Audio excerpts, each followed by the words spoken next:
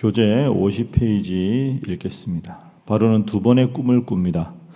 그는 애굽의 점술가와 현인들을 모두 불러 꿈을 말해주지만 해석하는 자가 없었습니다. 이때 술 맡은 관원장은 요셉을 기억하여 바로에게 소개합니다. 왕이 요셉을 불러 꿈을 알려주자 그는 7년의 풍년 후 7년의 흉년이 닥칠 것을 해석해 줍니다. 또한 대비책까지 알려주자 왕은 그를 애굽의 총리로 세워 다가올 일들을 대비하게 합니다. 시일이 지나 요셉은 아스낫과 결혼하여 므낫세와 에브라임을 낳게 됩니다. 어느덧 풍년이 지나고 흉년이 시작되어 온 땅에 기근이 심하게 됩니다. 요셉의 별명 중에 꿈꾸는 자, 꿈쟁이 요셉 이런 게 있는데 오늘은 바로가 꾼 꿈을 요셉이 하나님의 지혜로 해결하는 그런 장면입니다. 방금 우리가 교재에 읽은 대로 바로가 어느 날 꿈을 꿉니다. 그런데 이 꿈을 이야기를 해줘도 아무도 해석을 못합니다. 그러니까 왕이 꿈을 꾸었는데 그 꿈의 내용을 해석해야 되는데 아무도 해석을 못하니까 그때 그 감옥에서 요셉을 만났던 술 맡은 관원장이 요셉이 자신의 꿈을 해몽했던 걸 기억하고 요셉을 청거하지요. 그래서 이제 요셉을 왕궁으로 오라고 해서 바로가 자기의 꿈을 이야기해 줍니다. 그랬을 때 요셉이 그 꿈을 아주 명확하게 하나님께서 왜 이 꿈을 꾸게 하셨는지 그것을 알려주는 그런 대목이 앞부분에 나옵니다. 자, 그런데 요셉이 이 바로에게 그 꿈을 해석하는 장면, 그 장면이 16절에 나옵니다. 자, 15절에 딱 바로가 말하죠. 내가 꿈을 꾸었다. 내 꿈을 해석하는 자가 없는데 너는 꿈을 들으면 능히 푼다 하더라. 그러니까 망설임이 없이 바로 요셉이 이야기합니다. 자, 우리 16절 말씀 자 함께 읽어봅니다. 시작. 요셉이 바로에게 대답하여 이르되 내가 아니라 하나님께서 바로에게 편안한 대답을 하시리이다. 아멘. 여러분, 이 요셉의 대답에 주목해 보십시오. 요셉은 우리가 어제 말씀을 본 대로 17살에 애굽에 팔려갔습니다. 그리고 보디발의 집에 있다가 보디발의 아내가 모함을 해서 감옥에 갇히게 됐습니다. 그리고 오늘 1절에 보면 만 2년 후에 꿈을 꾸었다. 그러니까 감옥 속에 요셉이 갇혀 있던 기간은 최소한 2년 이상입니다. 보통 사람 같았으면 이때쯤 하나님을 원망하고 잊어버리지 않았을까요? 17살에 팔려왔다. 그것도 누구에게? 본인이 길을 잃어서 노예 상인이 우연히 만난 게 아니라 위로 10명의 형들이 자기를 팔았습니다. 그럼 여러분, 보디발 집에 있을 때 이 요셉이 얼마나 원한이 많았을까요? 형들 생각하면 자기도 모르게 주먹을 불끈 쥐지 않았을까요? 열심히 일해서 집사장까지 됐는데 보디발의 아내가 유혹해서 그 유혹을 잘 떨쳐 이겼는데도 모함을 사서 감옥에 갔습니다. 쉽게 생각해서 2년이지 짧은 기간이 아니지요. 감옥에 있을 때 요셉이 무슨 생각이었을까요? 하나님은 없다. 하나님이 계시다면 내 인생을 어떻게 이렇게 인도할 수 있나? 하나님은 나를 돌보지 않으신다. 보통 사람 같았으면 하나님을 벌써 원망하고 떠났을 겁니다. 그런데 요셉의 중요하고 훌륭한 점이 여기 나옵니다. 갑자기 바로가 요셉을 부릅니다. 요셉이 아무 경황 없이 끌려가서 바로를 만났겠지요. 상식적으로 생각해보면 얼마나 긴장했을까요? 어느 날 갑자기 감옥에서 불려나갔는데 수염을 다 깎고 의관을 정제하고 딱 만난 게 이집트의 고관 대신들과 왕입니다. 대뜸 왕이 보자마자 내가 꿈을 꾸었다. 너 꿈을 해석한다 하니 꿈을 해석하라. 여러분, 이 상황에서 요셉이 취할 방법이 뭐가 있을까요? 자초지종을 알아보고 바로의 성품이 어떤지 알아보고 좀 며칠 시간을 주십시오. 이럴만 하지 않습니까? 일생일대 출세의 기회다. 이런 생각도 들 뻔할 겁니다. 그런데 16절 보십시오.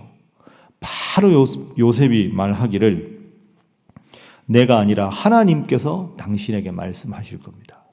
여전히 하나님 중심의 신앙을 전혀 잃지 않았던 요셉의 모습을 볼 수 있습니다. 그 첫 번째 우리 기도 제목은 하나님, 범사의 하나님 중심으로 살아가게 하소서 하는 기도 제목입니다. 요셉이 어떻게 총리가 되었을까? 어떻게 요셉과 그 야곱과 형들을 다 애굽으로 불려서 그 다 편안하게 살게 했을까? 그 비결은 바로 16절입니다. 내가 아니라 하나님께서. 여러분, 바로가 하나님을 알았을까요? 몰랐겠지요. 그리고 바로는 이름 뜻이 신의 대리자입니다. 이 말을 들었을 때 바로 마음이 편하지 않았을 겁니다. 어디서 노예 주제에 건방지게 내가 신인데 다른 신의 이름을 들먹인단 말이냐. 그것도 애굽의 신도 아니고 노예인 내가 섬기는 하나님을 들먹이다니 당장 죽여라. 이럴 수 있는 장면입니다. 그런데 하나님께서 알게 하실 겁니다. 첫 만남에서 왕 앞에 주눅들지 않고 하나님의 이름을 부르고 있습니다. 그리고 꿈을 해석하지요. 꿈을 해석한 다음에 25절 보십시오. 요셉이 바로에게 아뢰되 바로의 꿈은 하나라. 하나님이 그가 하실 일을 바로에게 보이셨다.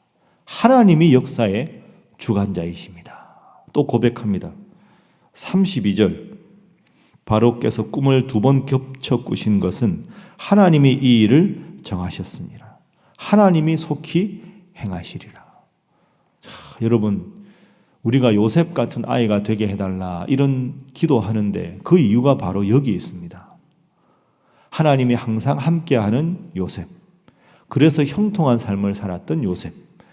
39장의 모습이 오늘도 그대로 재현되고 있습니다. 환경이 좋든지 환경이 나쁘든지 늘 하나님 중심으로 살았던 요셉입니다.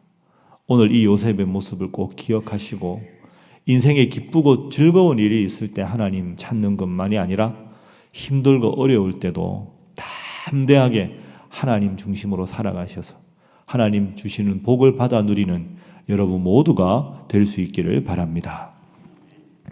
자, 2번째 기도 제목은 하나님의 지혜로 형통한 자가 되게 하소서 하는 것입니다.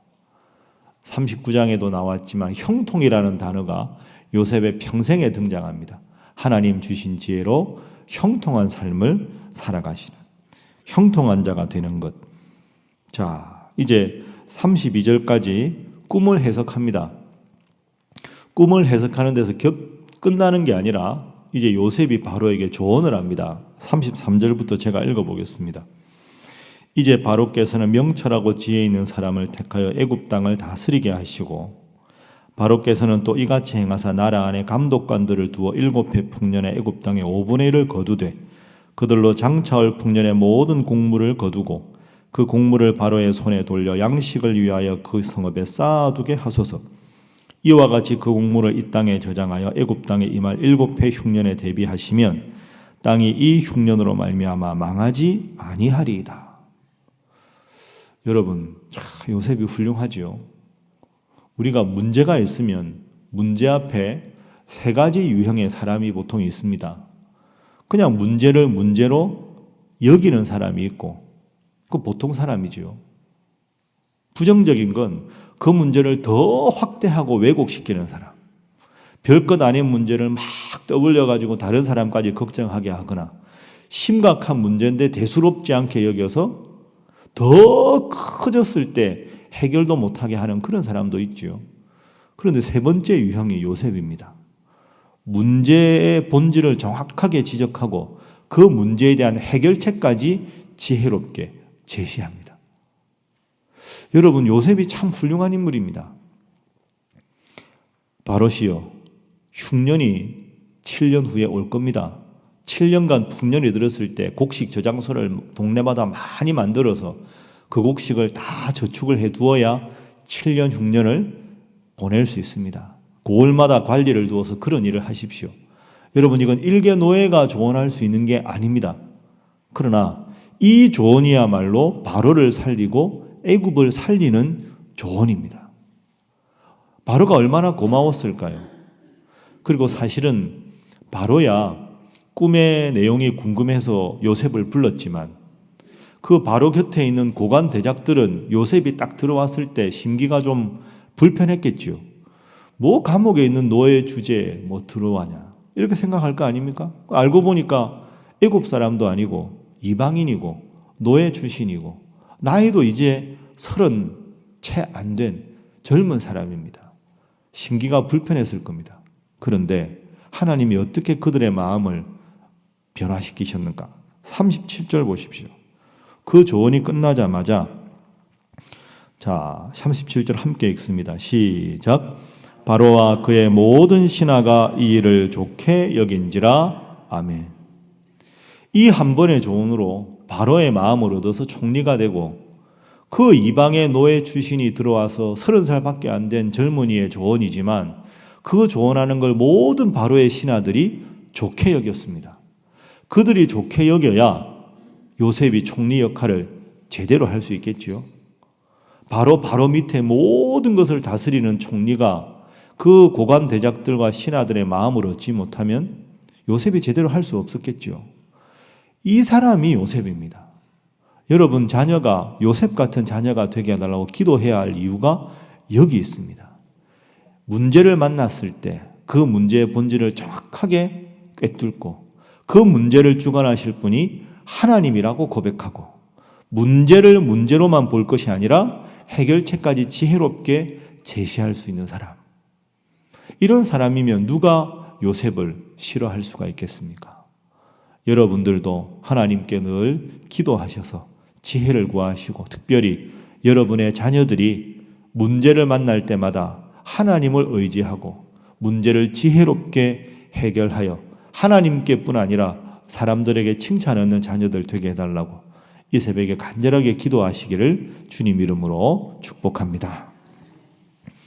자, 이제 이 결과가 어떻게 됐을까요? 그 결과를 보면 38절 바로가 그의 신하들에게 이르되 이와 같이 하나님의 영에 감동된 사람을 우리가 어찌 찾을 수 있으리요 하고 39절 읽습니다. 시작. 요셉에게 이르되 하나님이 이 모든 것을 내게 보이셨으니 너와 같이 명철하고 지혜 있는 자가 없도다. 아멘. 바로가 자신의 입을 열어서 38절에 하나님의 영, 39절에 하나님이 이 모든 것을 하셨다. 이 조언 한 번으로 어떻게 보면 왕의 입에서 하나님의 이름을 고백하게 만듭니다. 하나님의 영이 보이셨으니까 너가 이런 지혜가 있는 거구나.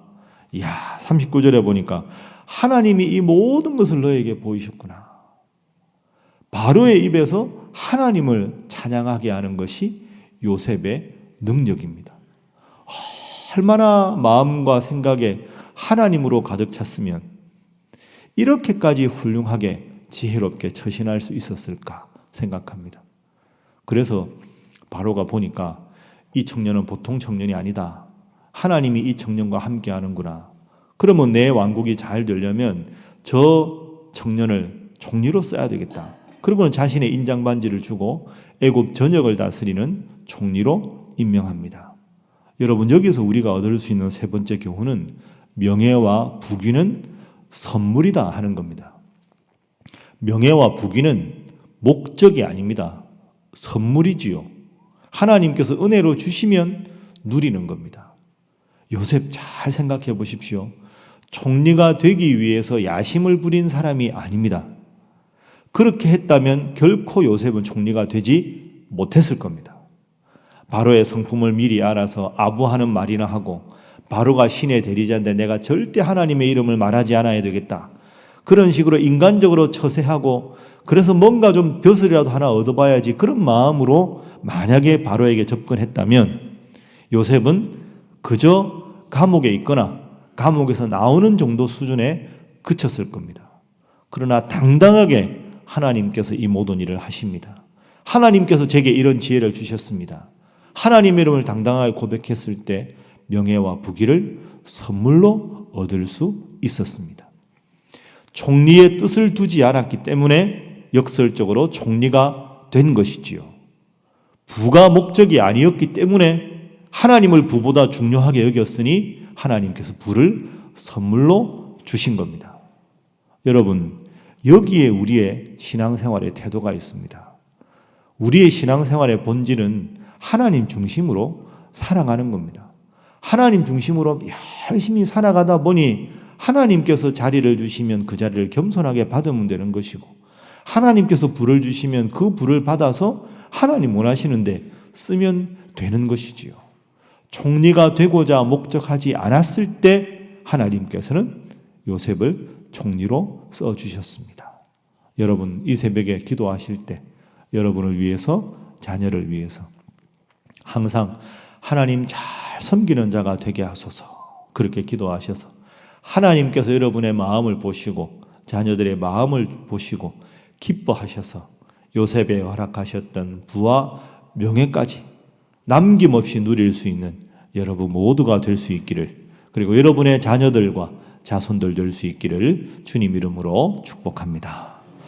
함께 기도하겠습니다. 하나님, 오직 하나님 중심으로 살아가게 하시고 하나님 주신 지혜로 형통한 삶을 살게 하시며 주님 주시는 선물을 날마다 기쁨으로 누리는 자 되게 하여 주옵소서. 그렇게 기도하시고 특별히 우리 교회 모든 성도들이 그 무엇보다 인간적인 생각 내려놓고 하나님 중심으로 살아가게 하시고, 이번 장로님 선거뿐 아니라 앞으로 모든 직분자들도 교회의 주인이 하나님임을 고백하며 하나님 뜻에 따라 늘 신앙생활하는 우리 신일교회와 성도들 되게 하여 주옵소서. 다 함께 기도하겠습니다.